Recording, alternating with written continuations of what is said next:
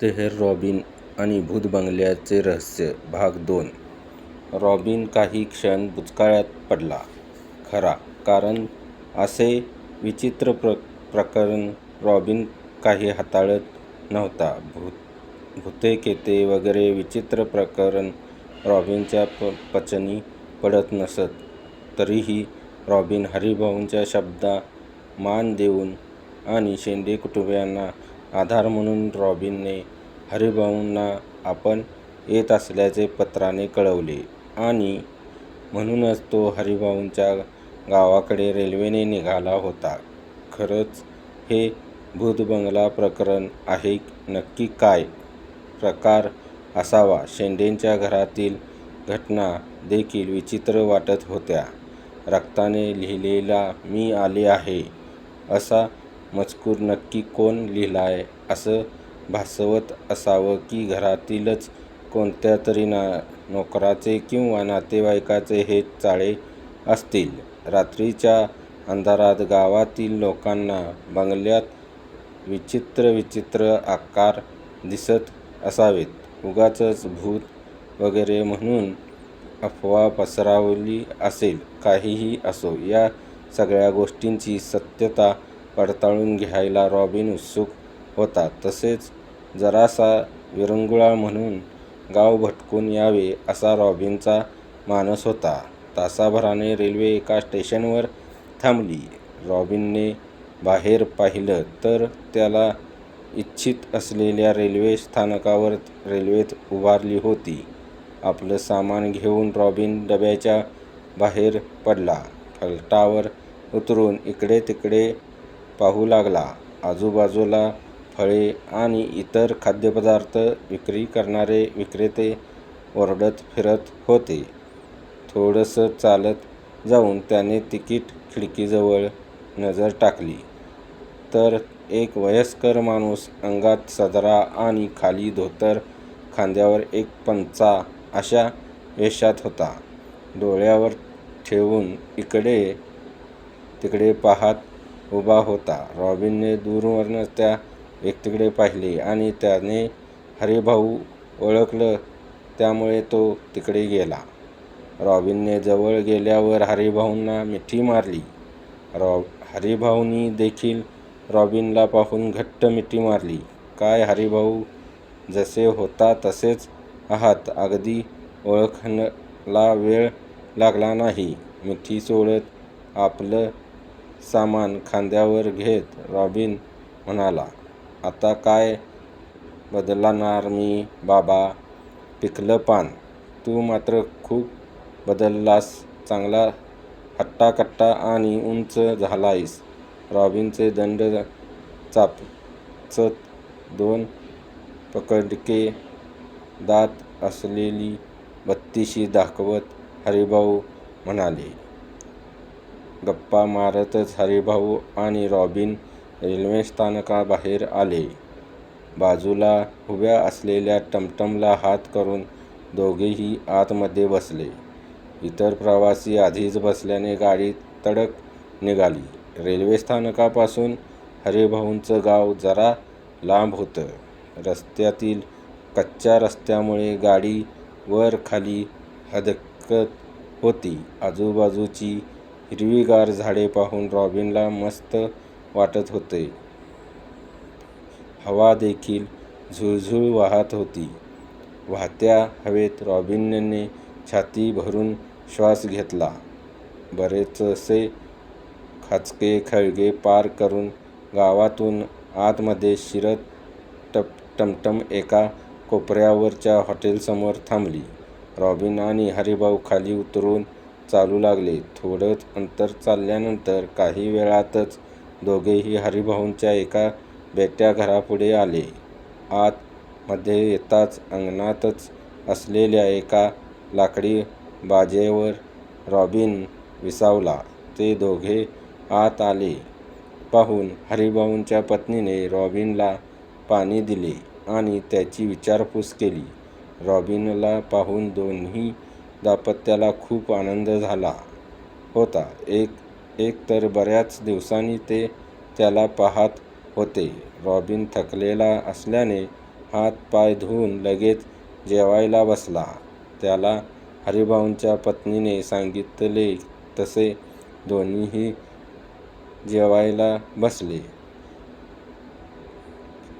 इकडच्या तिकडच्या गप्पा मारत जेवण वगैरे उरकून अंगणात रॉबिन हात डोक्यामागे ठेवून मस्तपैकी बाज्यावर पडला आणि त्याच्याच बाजूच्या एक लाकडी खुर्चीवर बसून हरिभाऊंनी पानाच्या डब्यातून पाने काढली आणि छोट्याशा पिशवीतून सुपारी काढून अडकित्याने सुपारी कातरू लागले.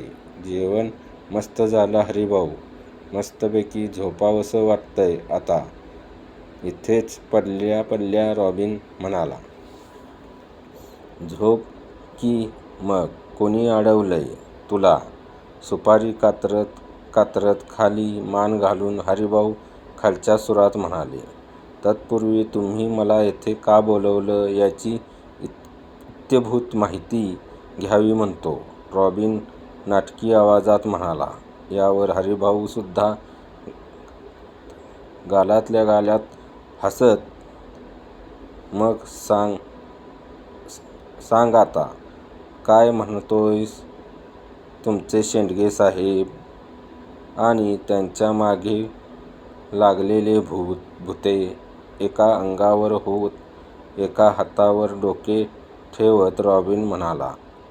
सुपारी कातरून झाल्यावर हरिभाऊंनी पानावर बोटानेच थोडासा चुना पसरला, मग थोडी कात टाकली आणि कातरलेली सुपारी टाकून पानाची घडी घालून तोंडात कोंबली. थोड्या वेळ चावून झाल्यावर हरिभाऊंनी सांगायला सुरुवात केली. मी शेंडे साहेबांच्या घरी त्यांचा विश्वासू माणूस म्हणून कामाला आहे, हे तुला तर माहीत आहेच. त्यांच्या घरातील पडलेली ती कामे मी करतो आणि त्यांच्या अनुपस्थितीत घरातला कारभार सांभाळणे ही माझ्यावर जबाबदारी आहे. घरात इतर नोकरही आहेत. प्रत्येक कामाला एक नोकर माणूस ठेवला आहे. शेंडे साहेबांचा कामाचा व्याप मोठा आहे. गावात बरीच बागायती शेती आहे. शहरात त्यांचे व्यवसाय देखील आहेत. कामाच्या निमित्ताने त्यांना खूप मोठमोठ्या शेठ लोकांसोबत संपर्क येत असे. त्यापैकीच एक व्यापारी माणिकलाल मेहता होते. शहराला जाणाऱ्या मार्गावर सविस्तर मिळाली म्हणून एक चांगली जमीन त्यांनी विकत घेतली आणि त्यावर मस्त आलिशान बंगला बांधला.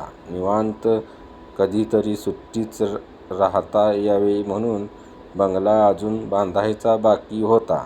तरीही मेहता शेठ आणि त्यांचे कुटुंबीय तिथे राहायला येत असत. मेहता दाम्पत्याला एक मुलगी होती, अवनी नावाची. ते तिघेही बंगल्यावर येत आणि राहून जात. मेहता पती पत्नीमध्ये बरेच वाद असायचे. शेंडे साहेबांनी सांगितलं होतं की पती पत्नी सारखे संपत्तीवरून वाद घालत असत. मेहता साहेब मग वैतागून घरातच दारू प्यायला बसत. त्या दिवशी सुद्धा ते तसेच घरात दारू पीत बसले होते. दुर्दैवाने किचनमध्ये काम करताना मेहताच्या मुलगीच्या साडीच्या पदराला चुकून आग लागली आणि मेहता शेठची मुलगी अवनी त्यातच जळून मृत्युमुखी पडली. घरात मेहता साहेब आणि अवनी दोघेच होते. त्यांची पत्नी कामानिमित्त बाहेर गेली होती. मेहता साहेब बेशुद्ध नसल्याने त्यांना घडला प्रकार कळला नाही. पत्नी बाहेरून आल्यावर तिला किचनमध्ये काळी मिठ पडलेली पोरगी बघून पत्नीने आरडाओरडा करून घर डोक्यावर घेतले. हॉस्पिटलमध्ये जाईपर्यंत उशीर झाला होता. या घटनेस मेहताच्या पत्नीने मेहताचा बेजबाबदारपणा असल्याचं सांगून त्याच्यावर केस केली आणि मेहतापासून काडीमोड घेतली. मेहता हे पूर्णपणे खचले. आणि त्यांचं कामातसुद्धा लक्ष लागेना. मुलीच्या मृत्यूला आपणच जबाबदार मानून त्यांनी हे घर विकून परत आपल्या गावी जाण्याचा निर्णय घेतला. त्यांचे भाऊ बहीण सुद्धा त्यांना तिकडे न राहता आपल्या गावाकडे येण्यास सांगू लागले. त्यानुसार मेहतांनी अर्धवट बांधलेला तो बंगला शेंडे साहेबांना अल्पमूल्यात विकला आणि हा परिसर सोडून आपल्या गावी निघून गेले. नंतर शेंडे साहेबांनी तो बंगला संपूर्ण बांधायला घेतला. बंगल्याच्या आधीच्या रचनेत फेरबदल केले आणि बंगल्याची चांगली डागडुजी केली. 2-3 नवीन खोल्या बांधल्या.